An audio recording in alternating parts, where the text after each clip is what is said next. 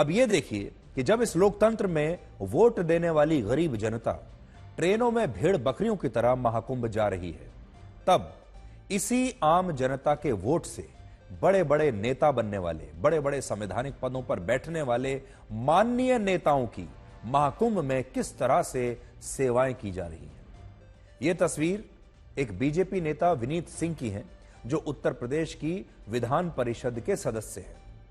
इसी हफ्ते विनीत सिंह महाकुंभ में आए होंगे, जहां ऐसा आरोप है कि प्रशासन की तरफ से उन्हें वीवीआईपी ट्रीटमेंट दिया गया।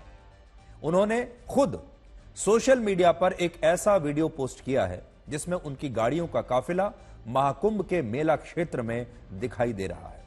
आप खुद देख लीजिए, यह हम नहीं कह रहे, उन्होंने खुद से ही अपना वीडियो शूट कराया है और खुद से अपना वीडियो उन्होंने यहां डाल दिया है।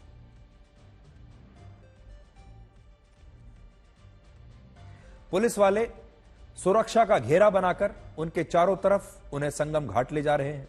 उन्हें वो सारी सुविधाएं दी जा रही हैं जिसकी आम जनता कभी कल्पना भी नहीं कर सकती। और ये सब उन्होंने खुद शूट करवाया, वीडियो बनवाया और अब उन्होंने इस वीडियो को डाल दिया। वो पूरी दुनिया को बताना चाहते हैं कि वो कितने बड़े आदमी हैं, कितने प्रभावशाली हैं। प्रशासन और पूरा सरकारी तंत्र कैसे उनकी सेवा में लगा हुआ है, क्योंकि बहुत सारे नेताओं की दुकानें तो ऐसे ही चलती हैं, क्योंकि उन्हें अपने समर्थकों को बताना होता है कि उनकी बहुत चलती है, वो बहुत बड़े वीआईपी हैं। अब सोचिए, एक तरफ पुलिस ट्रैफिक को कंट्रोल करने के लिए आम लोगों की गाड़ियों को प्रयागराज से ही 250 से 300 किलोमीटर पहले रोक रही है। आम लोगों को 15-15 किलोमीटर पैदल चल के संगम पहुंचना पड़ रहा है। और दूसरी तरफ ये वीआईपी अपने काफिले के साथ न सिर्फ महाकुंभ में आ रहे हैं, बल्कि इसकी रील्स बनाकर सोशल मीडिया पर पोस्ट भी कर रहे हैं, ताकि इनके समर्थक इनकी रील्स को लाइक करें। यह इस देश के गरीब और आम लोगों के साथ किया गया एक भद्दा मजाक है। यह उनका अपमान है, जो इस देश के लोगों को भारत और इंडिया में बांट देता है, राजा और प्रजा में बांट देता है। इनमें इंडिया में वीआईपी जाति के लोग रहते हैं, जिनके लिए ना तो भीड़ है, न लंबी लंबी कतारें हैं, न धक्का मुक्की है, न भगदड़ है, न कई किलोमीटर तक पैदल चलना है। कोई कष्ट नहीं है, इनके लिए कोई नियम कानून इन पर लागू नहीं होते। और भारत में गरीब और आम लोगों की एक अलग जाति है। इस जाति वाले लोग लाखों करोड़ों की भीड़ में हैं, लंबी लंबी कतारों में हैं, चारों तरफ धक्का मुक्की है, कई कई किलोमीटर पैदल चलना है और ट्रेनों में भी इन आम लोगों को जानवरों की तरह ठूस कर यहां तक लाया जा रहा है। हमारे देश के जो 45 करोड़ लोग महाकुंभ में स्नान करके आ चुके हैं, आज उन्हें इन नेताजी का यह वीडियो ध्यान से देखना चाहिए और खुद से यह पूछना चाहिए कि क्या प्रशासन ने उन्हें इनमें से एक भी सुविधा दी है? क्या जो 45 करोड़ लोग स्नान करने के लिए आए थे, क्या उन्हें इन नेताजी जैसी कोई सुविधा मिली है?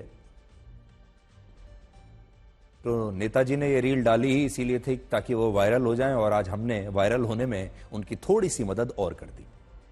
अब आपको ये बताते हैं कि महाकुंभ की इन व्यवस्थाओं पर उत्तर प्रदेश के मुख्यमंत्री योगी आदित्यनाथ इतने क्रोध में क्यों हैं, उन्हें क्यों गुस्सा आ रहा है।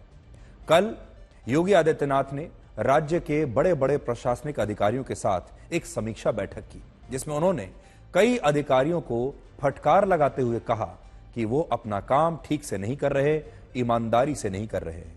उन्होंने कहा कि जिन अधिकारियों को ट्रैफिक के संचालन और नियंत्रण की जिम्मेदारी दी गई थी, उन्होंने अपना काम ठीक से नहीं किया और हो सकता है कि इन अधिकारियों को मुख्यमंत्री योगी आदित्यनाथ बहुत जल्द निलंबित करने का फैसला भी ले लें।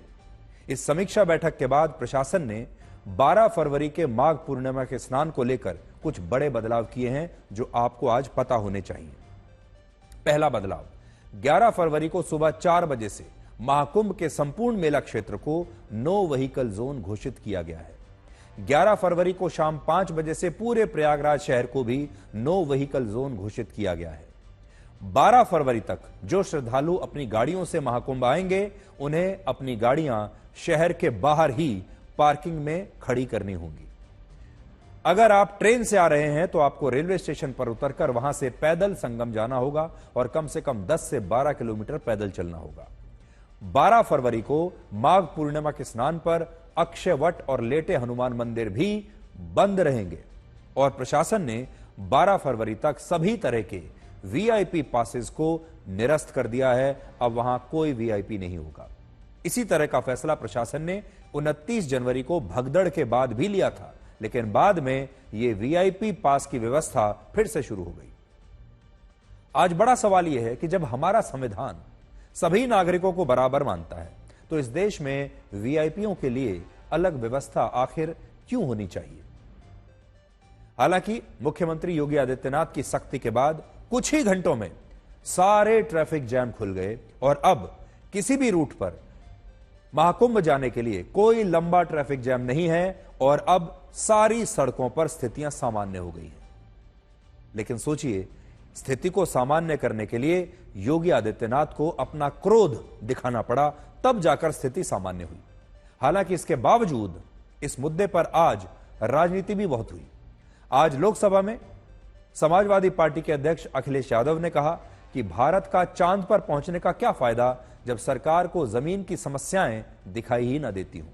जबकि योगी आदित्यनाथ ने कहा कि जिन्होंने जीवन भर वीआईपी ट्रीटमेंट लिया, वो अब महाकुंभ को लेकर नकारात्मकता फैला रहे हैं। सभापति महोदय, मैं ये पूछना चाहता हूं, जिस स्नान के लिए प्रधानमंत्री गए हो, देश के राष्ट्रपति गए हो, उपराष्ट्रपति गए हो, मंत्री गए हो, क्या यही विकसित भारत की तस्वीर होगी जिसमें आप ट्रैफिक मैनेज नहीं कर पा रहे हैं? आप हर शहर में यह कहा गया कि कोई शहर से निकले नहीं, सब के सब वहीं पर रुक जाएं, आगे नहीं जा सकते, दर्शन नहीं कर सकते। अगर ये सच्चाई नहीं है सभापति महोदय, सब बॉर्डर सील हुए हैं, जितना भारत के लोग सब बॉर्डर सील हुए हैं, और फिर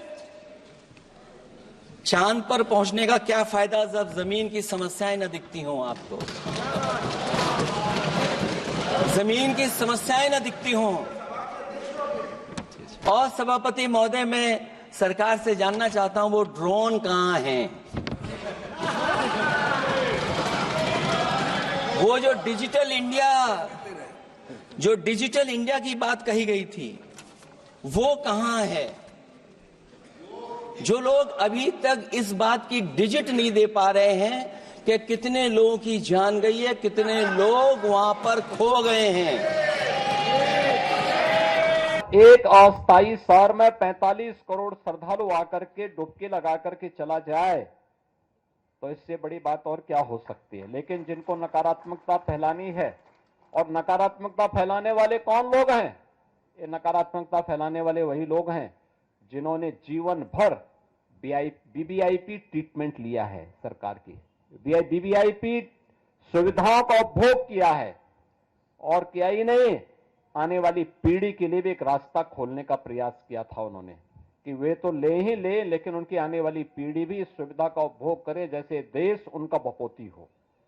ये वही लोग हैं जो नकारात्मक पैदा करके भारत और सनातन धर्म के विरोध में अपने आप को सदैव खड़ा कर, सदैव उसके खिलाफ दुष्प्रचार करने में मशगूल रहते हैं। आज महाकुंभ के संगम में पवित्र स्नान करने वालों की संख्या 45 करोड़ को पार कर गई है और भारत ने एक नया वर्ल्ड रिकॉर्ड बना दिया है। सरकार का अनुमान था कि इस बार पूरे महाकुंभ में 45 दिनों में 45 करोड़ लोग के आसपास आएंगे, लेकिन यह अनुमान 30 दिन में ही टूट गया। अब सरकार ने कहा है कि 26 फरवरी तक कुल मिलाकर 55 करोड़ लोग इस बार के महाकुंभ में हिस्सा लेने के लिए यहां आ सकते हैं।